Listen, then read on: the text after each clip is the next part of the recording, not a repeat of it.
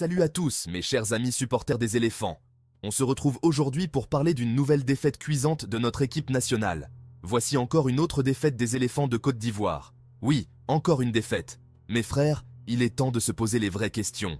Pourquoi ces éléphants, censés être des champions, se laissent-ils piétiner comme des petits insectes? Pour moi, le score est logique. Je ne vais pas tourner autour du pot. Les Zambiens ont mérité leur victoire. Ils ont joué avec l'intensité d'un lion affamé, tandis que nos joueurs semblaient en balade dominicale, comme s'ils avaient oublié qu'ils étaient sur un terrain de football et non dans un parc. Pas de frappes ivoiriennes, hormis celles de Ahoua ou Kuala.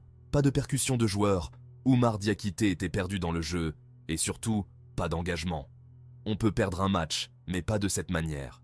C'est comme si les joueurs avaient décidé de faire une grève de l'engagement. Avez-vous vu l'envie de jouer? Non, parce que ça n'existe pas dans leur vocabulaire en ce moment. Franchement, il aurait été plus judicieux de sélectionner des joueurs locaux pour ce match plutôt que ces professionnels qui ont montré plus de paresse qu'autre chose.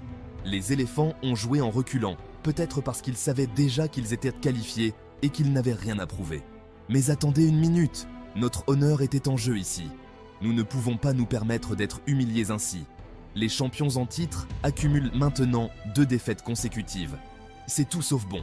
La série de victoires s'est transformée en une série de défaites digne d'un mauvais film comique. Et là, je vous le dis, nous avons perdu la première place du groupe G et notre classement FIFA va prendre un sacré coup. Qui a vraiment montré l'envie sur le terrain? À part Yaya Fofana et Jérémy Boga, chapeau à eux. Mais où étaient les autres? Ils auraient pu rester à la maison à regarder la télé. Cela aurait été tout aussi efficace. Pour couronner le tout, la diffusion du match n'a même été accessible qu'après le but zambien. Il fallait attendre qu'il marque pour qu'on puisse suivre le match. Je ne dis pas qu'il y a eu des manipulations arbitrales, même si ça y ressemble.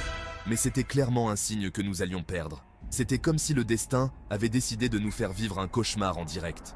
Alors, à qui la faute pour cette défaite? À l'entraîneur qui semble avoir perdu son mojo? À la fédération qui ne fait rien pour soutenir nos éléphants? Ou aux joueurs eux-mêmes qui semblent avoir oublié comment jouer au football?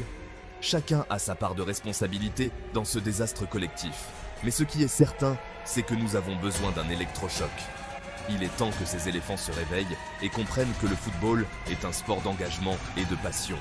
Sinon, ils risquent de finir par être considérés comme des animaux en danger d'extinction sur le terrain. Bon, on se dit à la prochaine les amis, et on espère de meilleurs jours pour nos éléphants.